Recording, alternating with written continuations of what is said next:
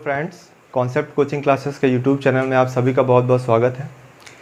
पिछले वीडियो में हमने डिस्कस किया था आपके साथ नागरिकता को, और आज के इस वीडियो में हम एक नया टॉपिक लेके आ गए हैं, फंडामेंटल राइट्स या मूल अधिकार। ठीक है, तो ये काफ़ी लंबा टॉपिक है, हो सकता है इससे कई सारे पार्ट्स शूट करने पड़े क्योंकि एक पार्ट में ये पूरा कवर नहीं हो पाएगा। काफ़ी डिटेल में टॉपिक पढ़ना पड़ता है क्योंकि इससे क्वेश्चन भी बहुत ज़्यादा आते हैं। तो चलिए शुरू करते हैं आज का हमारा टॉपिक। तो टॉपिक है फंडामेंटल राइट या मूल अधिकार। तो अगर हम डेफिनेशन समझें कि आखिर ये मूल अधिकार है क्या, ये फंडामेंटल राइट जो है ये है क्या, तो फंडामेंटल राइट किसी भी स्टेट के द्वारा वहाँ के नागरिकों को दिए जाते हैं ताकि उनका फिजिकल और मोरल डेवलपमेंट हो सके। ठीक है, सपोज़ करिए आप एक ऐसी कंट्री में रहते हैं जहाँ पे आपको कोई भी राइट नहीं दिया गया है, तो आपकी जो ज़िंदगी है वो एक बंद पिंजड़े में चिड़िया की तरह हो जाएगी। ठीक है, कि खाना मिल गया, पानी मिल गया, बस ज़िंदगी किसी तरह कट रही है, कोई अधिकार आपको प्राप्त ना हो। जैसे आप एग्जांपल देख सकते हैं इस टाइम अफ़गानिस्तान का, कि वहाँ पे हालात क्या हैं, लोगों के अधिकार छीने जा रहे हैं। ठीक है, तो किसी भी कंट्री में वहाँ के नागरिकों का अगर फिजिकल डेवलपमेंट करना है या मोरल डेवलपमेंट करना है तो वहाँ के लिए मूल अधिकार बहुत ज़रूरी है। ठीक है, तो मूल अधिकार की परिभाषा आप समझ गए कि क्या है। अब बात करें तो अपने कॉन्स्टिट्यूशन में पार्ट 3 में मूल अधिकार का डिस्क्रिप्शन दिया गया है, वर्णन किया गया है। ठीक है, और आर्टिकल कहाँ से कहाँ तक है, 12 से 35 तक। मैंने आपको शुरू के वीडियो में बताया था कि ये जो भाग और आर्टिकल है, यहाँ से क्वेश्चन बनने की संभावना बहुत रहती है। ठीक है, तो अगर आपसे पूछ देगा कि जो फंडामेंटल राइट है वो किस भाग में है, तो भाग 3 में, और कहाँ से आर्टिकल है, तो 12 से 35 तक। ठीक है, अब चलिए बात कर लेते हैं कि ये मूल अधिकार जो है वो किस कंट्री के कॉन्स्टिट्यूशन से लिया गया है। तो दोस्तों, मूल अधिकार सबसे पहले अमेरिका ने अपने सिटीजन्स को दिए थे, बिल ऑफ राइट्स के नाम से वहाँ पे एक कानून लाया गया था। ठीक है, जिसके तहत अमेरिका के सिटीजन्स को लगभग 10 मूल अधिकार दिए गए थे। तो जो इंस्पिरेशन मिली इंडिया के कॉन्स्टिट्यूशन असेंबली को, तो ये इंस्पिरेशन मिली अमेरिका के संविधान से, कि उन्होंने बिल ऑफ राइट्स से इंस्पिरेशन लेके, प्रेरणा लेके अपने कॉन्स्टिट्यूशन में मूल अधिकार नागरिकों को दिए। एक चीज़ मैं और करेक्ट करना चाहूँगा, पिछले वीडियो में मैंने नागरिकता, एकल नागरिकता जो है वो नाइजीरिया बता दिया था, उसका सही आंसर ब्रिटेन होगा। वो थोड़ा सा सोर्स से डेटा कलेक्ट करते हुए मिस्टेक हो गई थी। ठीक है, तो उसको आप लोग करेक्ट कर लीजिएगा। एकल नागरिकता जो है वो ब्रिटेन के संविधान से लिया गया है। ठीक, चलिए आगे बढ़ते हैं। तो ये जो फंडामेंटल राइट्स है वो कहाँ से लिया गया है, यूएसए से, बिल ऑफ राइट्स। ये बात आपको याद रखनी है। ठीक है, कभी कभी बिल ऑफ राइट्स पे भी क्वेश्चन बन जाता है कि सबसे पहले किस कंट्री ने अपने नागरिकों को मूल अधिकार दिए, तो बिल ऑफ राइट्स यूएसए। ठीक, अब बात करते हैं हमारे संविधान में कितने तरह के मूल अधिकारों का वर्णन है। ठीक है, तो लगभग 6 तरह के मूल अधिकारों का वर्णन इस टाइम प्रेजेंट में है। पहले 7 था, 6 कैसे हो गए वो आगे मैं आपको बताऊंगा। तो सबसे पहला जो अधिकार दिया गया है वो समता का अधिकार है, राइट टू इक्वलिटी। ये कहाँ से कहाँ तक है, आर्टिकल 14 से लेके आर्टिकल 18 तक। ये आर्टिकल्स आपको अपने दिमाग में बहुत अच्छे से बिठा के चलना है कि जो समता का अधिकार है वो किस आर्टिकल से किस आर्टिकल तक है, आर्टिकल 14 से 18। इसमें क्या क्या डिस्क्रिप्शन है वो आगे के वीडियोस में हम देखेंगे, लेकिन थोड़ा थोड़ा आपको कंक्लूजन बता देता हूँ कि समता का अधिकार का मतलब है इक्वलिटी, कि सबको लगभग इक्वलिटी दी जाए। इसी से जुड़े हुए नियम हमको पढ़ने पड़ेंगे। फिर स्वतंत्रता का अधिकार, राइट टू फ्रीडम, आर्टिकल 19 से 20 या अनुच्छेद 19 से 20 तक आपको स्वतंत्रता का अधिकार दिया गया है कि हमारे देश के नागरिकों को कौन कौन सी स्वतंत्रता, कौन कौन सी फ्रीडम दी जाएगी। ठीक, आगे बढ़ते हैं। शोषण के विरुद्ध अधिकार, आर्टिकल 23 और 24, मतलब आप कंट्री में रहते हैं तो आपका किसी भी प्रकार से शोषण नहीं किया जा सकता। इसके लिए जो नियम है या अधिकार आपको दिए गए हैं वो आर्टिकल 23 और 24 में दिए गए हैं। उसके बाद आगे चलते हैं। धार्मिक स्वतंत्रता का अधिकार, आर्टिकल 25 से 28। प्रस्तावना पढ़ाते टाइम मैंने आपको क्लियर किया था कि India is a secular country. India क्या है, एक धर्मनिरपेक्ष राज्य है। यहाँ का कोई धर्म राष्ट्रीय धर्म नहीं है, सभी धर्मों को क्या है, बराबर स्वतंत्रता है। तो इससे जुड़े हुए आपको अधिकार भी दिए गए हैं। अधिकार किस आर्टिकल में दिए गए हैं, 25 से 28 तक धार्मिक स्वतंत्रता का अधिकार। उसके बाद अगर हम बात करें संस्कृति व शिक्षा संबंधी अधिकार, आर्टिकल 29 से 30 तक दिए गए हैं। ठीक, मतलब आपको अपनी कल्चर को बनाए रखने और एजुकेशन से रिलेटेड जो अधिकार दिए गए हैं वो दिए गए हैं आर्टिकल 29 और 30 में। ठीक, उसके बाद संवैधानिक उपचारों का अधिकार, आर्टिकल 32। संवैधानिक उपचारों का अधिकार का क्या मतलब है कि अगर आपके मूल अधिकारों का हनन होता है तो आप आर्टिकल 32 के तहत सीधे सुप्रीम कोर्ट में अर्जी डाल सकते हैं। ठीक है, ये तो आगे की बात है, इसको हम डिटेल में डिस्कस करेंगे जब आगे बढ़ेंगे। तो ये है आपके 6 अधिकार जो आपको कॉन्स्टिट्यूशन में दिए गए हैं। ठीक है, ये आपको आर्टिकल और ये अधिकार दिमाग में एकदम बिठा लेना है, क्योंकि यहीं से क्वेश्चन बनते हैं कि किस आर्टिकल में कौन सा अधिकार दिया गया है। ठीक है, अब बात कर लेते हैं कि अपनी कंट्री में जो कॉन्स्टिट्यूशन में जो हम लोग को अधिकार दिए गए हैं वो नागरिकों के साथ साथ में विदेशियों को भी कुछ अधिकार प्राप्त हैं। तो हम बात कर लेते हैं ऐसे कौन कौन से अधिकार हैं जो विदेशियों को भी प्राप्त हैं। तो सिर्फ नागरिकों को प्राप्त हैं आर्टिकल 15, 16, 19, 29 और 30 में। ये 15, 16, 19, 29 और 30 इनमें जितने अधिकारों का वर्णन है ये सिर्फ भारतीय नागरिकों को प्राप्त है। ठीक है, अब इसको छोड़ के आप दिमाग लगा लीजिए, विदेशी वाला आपको नहीं रटना है, आपको सिर्फ ये याद कर लेना है कि सिर्फ इंडियन नागरिकों को कौन कौन से अधिकार दिए गए हैं। तो सिर्फ इंडियन को जितने दिए गए हैं उनको छोड़ के जो बचेंगे वो किसको हो जाएंगे, विदेशियों को। और ये क्वेश्चन बहुत पूछा जाता है कि ऐसे आर्टिकल आपको कुछ दे देगा 3-4 और उसमें पूछ देगा कि इसमें कौन से सिर्फ नागरिकों को हैं और कौन से विदेशी नागरिकों को हैं। बाकी इन आर्टिकल्स में कौन कौन से अधिकारों का वर्णन है वो हम आगे डिटेल में स्टडी करेंगे। तो कितने क्वेश्चंस लगभग आके तैयार हुए, पहला तो एक पार्ट से कि भाग 3 में है, फिर आर्टिकल 12 से 35, उसके बाद कहाँ से लिया गया है, बिल ऑफ राइट्स यूएसए से, उसके बाद ये 6 अधिकार और अधिकार किस किस आर्टिकल में है और कौन कौन से अधिकार सिर्फ नागरिकों को प्राप्त हैं और कौन कौन से ऐसे अधिकार हैं जो नागरिकों के साथ विदेशी को भी प्राप्त हैं। मतलब ये जो नीचे अधिकार हैं ये विदेशी और नागरिक भारतीय नागरिक दोनों को प्राप्त हैं, और ये जो ऊपर वाले हैं ये सिर्फ इंडियन सिटीजन्स को प्राप्त हैं। ठीक है, उसके बाद आगे बढ़ते हैं। आगे अब देखिए, मैंने यहाँ पे आपको बताया कि आर्टिकल 12 से 35 तक मूल अधिकारों का वर्णन है, लेकिन अगर आप यहाँ पे देखें समता का अधिकार तो ये स्टार्ट हो रहा है आर्टिकल 14 से, यानी कि आर्टिकल 12 और आर्टिकल 13 छूट रहा है। तो हम ये भी जान लेते हैं कि आर्टिकल 12 और आर्टिकल 13 में आखिर क्या डिस्कशन किया गया है। तो आर्टिकल 12 में राज्य की परिभाषा बताई गई है। ठीक, अब आप राज्य इसको उत्तर प्रदेश, बिहार, मध्य प्रदेश ये मत समझ लीजिएगा। ठीक है, कॉन्स्टिट्यूशन की भाषा में राज्य का अर्थ कुछ और होता है, वो आगे हम जानते हैं अभी। तो कॉन्स्टिट्यूशन की भाषा में राज्य का अर्थ क्या होता है, क्योंकि आप जब भी कॉन्स्टिट्यूशन पढ़ेंगे तो बार बार राज्य शब्द का प्रयोग होता है, राज्य ये करेगा, राज्य वो करेगा।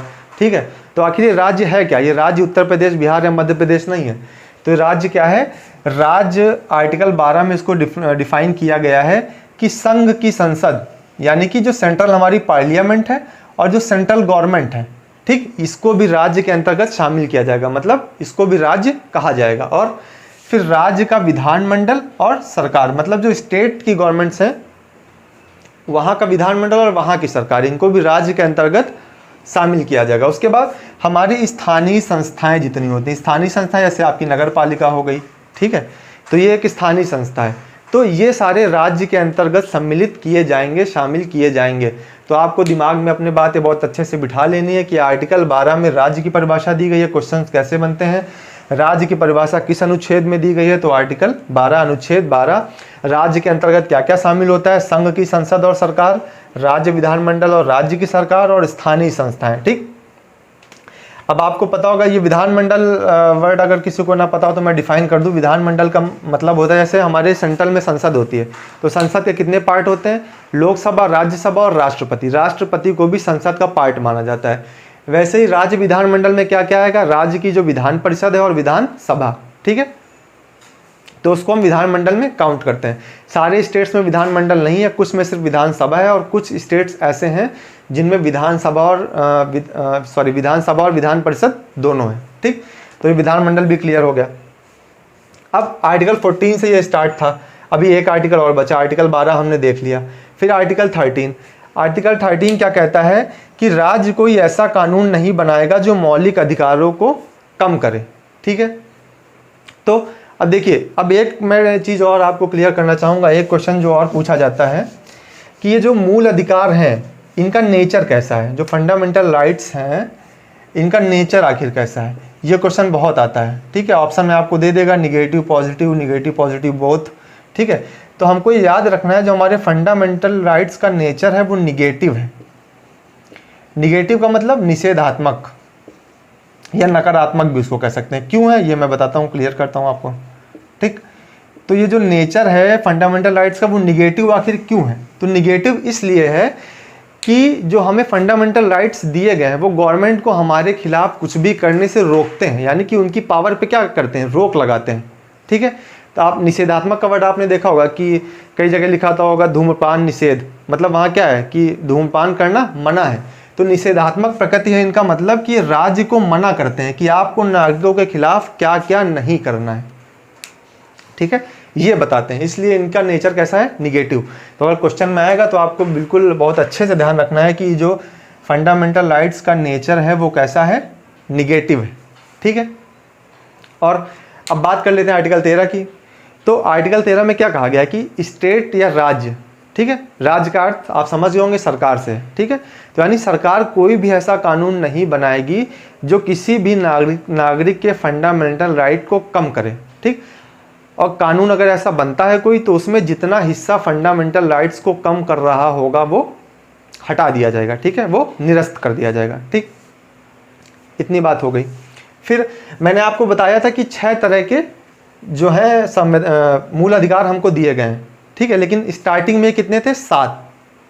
तो 7वां कौन सा था हमारा, संपत्ति का अधिकार। ठीक है ना, अपनी संपत्ति को बनाए रखने का अधिकार।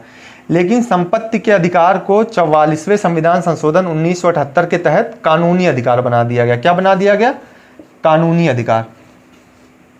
कानूनी अधिकार बना के इसको किसमें शामिल कर दिया गया, आर्टिकल 300 सब क्लॉज ए, यानी अनुच्छेद 300 का ए। ठीक, तो ये बात आपको याद रखनी। क्वेश्चन कैसे कंफ्यूज करता है, पूछ देगा कि संविधान के निर्माण के प्रारंभ में कितनी तरह के मूल अधिकार दिए गए थे। तो आपको अच्छे से याद रखना है कि जब संविधान बना था तो संपत्ति का अधिकार भी हमको दिया गया था।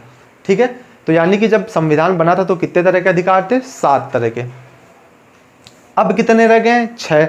और एक क्वेश्चन क्या पूछेगा कि किस संविधान संशोधन के तहत ये हटाया गया, तो 44वें संविधान संशोधन 1978 के तहत इसको हटा के कानूनी अधिकार कर दिया गया है। ठीक है, और ये भी पूछ देता है कि हटा के किसमें शामिल कर दिया गया है, तो आर्टिकल 300A में। ठीक है, उसके बाद तो इतनी चीज़ें हमारी डिस्कस हो गई। लगभग कॉन्सेप्ट हमारा क्लियर होगा कि आखिर मूल अधिकार में हमें क्या क्या पढ़ना है। ठीक है, बाकी ये जो हमारे अधिकार हैं इनको हम डिटेल अगले वीडियो में डिस्कस करेंगे, क्योंकि हर तरह के अधिकार पे लगभग एक वीडियो मुझे बनाना पड़ेगा, क्योंकि इतना डिटेल में है और इससे क्वेश्चन भी बहुत आते हैं। ठीक है, अब लास्ट टॉपिक जो हमारा कॉन्सेप्ट क्लियरिटी के लिए बचा है वो हम ये क्लियर कर लेते हैं कि आखिर ये जो मूल अधिकार हैं इनमें अमेंडमेंट या संशोधन हो सकता है कि नहीं हो सकता है। तो वर्तमान स्थिति क्या है संशोधन की, हम ये जान लेते हैं। तो देखिए ध्यान करिए, जब मैंने प्रस्तावना आपको पढ़ाया था तो मैंने बताया था कि प्रस्तावना में संशोधन की स्थिति क्या है। ठीक, हिंदी थोड़ी सी गड़बड़ है, वो सही कर लीजिएगा आप लोग। ठीक है, तो वर्तमान स्थिति क्या है आखिर संशोधन की, कि ना मूल अधिकारों में संशोधन आखिर हो सकता है कि नहीं हो सकता है। तो सुप्रीम कोर्ट के आदेश के अनुसार मूल अधिकारों में संशोधन किया जा सकता है। ठीक है, ये बात आपको अच्छे से याद रखनी है कि संशोधन हो सकता है। क्वेश्चन में आपको कंफ्यूज करेगा, ऑप्शन दे देगा कि संशोधन हो सकता है कि नहीं, तो आपको क्या याद रखना है कि संशोधन हो सकता है, लेकिन शर्तें हैं। शर्तें क्या है कि संशोधन करने के लिए विशेष बहुमत आवश्यक होगा, स्पेशल मेजॉरिटी। ठीक है ना, क्या आवश्यक होगा, विशेष बहुमत। ठीक है ना, स्पेशल मेजॉरिटी हमको जरूरत होगी। ठीक, और क्या, तीसरी शर्त क्या है, एक तो पहली बात तो है कि संशोधन कर सकते हैं, दूसरी विशेष बहुमत चाहिए होगा। तीसरा क्या है, तीसरा ये है कि मूल अधिकारों में संशोधन तो हो सकता है, लेकिन अगर मूल अधिकारों में कोई मूल ढांचा पाया जाता है तो उस हिस्से में संशोधन नहीं होगा। ठीक, अगर मूल ढांचा है तो उस हिस्से में संशोधन नहीं होगा। मूल ढांचा क्या है, मैंने जब प्रियम्बल आपको पढ़ाया था प्रस्तावना तो उसमें मैंने मूल ढांचा को डिफाइन कर दिया था। जिसने ना देखा हो वो पिछला वीडियो प्रियम्बल वाला देख सकता है जाके। ठीक है, तो इतनी बातें आपको याद रखनी है। तो आज के वीडियो में यहीं तक रखते हैं। आपका कॉन्सेप्ट क्लियर हो गया होगा बिल्कुल कि फंडामेंटल राइट आखिर क्या है, किस भाग में है, किस अनुच्छेद में है, कितने तरह के फंडामेंटल राइट दिए गए हैं, कहाँ कहाँ से लिए गए हैं, उनमें संशोधन हो सकता है कि नहीं हो सकता है, आर्टिकल 12 क्या है, आर्टिकल 13 क्या है। तो आज के लिए आप और फिर नागरिकों को कौन सा अधिकार दिया गया है, नागरिकों के साथ विदेशियों को कौन सा अधिकार दिया गया है, ये सारी बातें आज हमने क्लियर कर ली। तो आज के लिए इतना ही आप तैयार करिए। अगले वीडियो में हम समता का अधिकार पढ़ेंगे, आर्टिकल 14 to 18। ठीक है, तब तक के लिए बहुत बहुत धन्यवाद। अगर वीडियो आपको अच्छा लगता है तो लाइक करते रहिए, शेयर करते रहिए, ताकि वीडियो और ज़्यादा से ज़्यादा लोगों तक पहुंचता रहे। Thank you very much.